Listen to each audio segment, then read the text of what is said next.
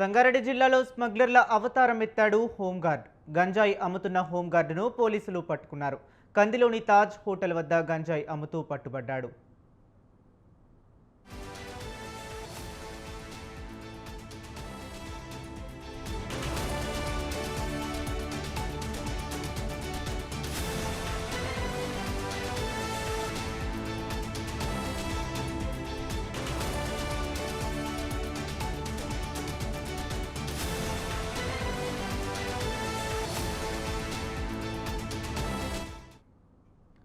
Home guard నుండి సుమారు kilo గంజాయి పట్టుకొని పోలీసులకు సమాచారం ఇచ్చారు స్థానికులు.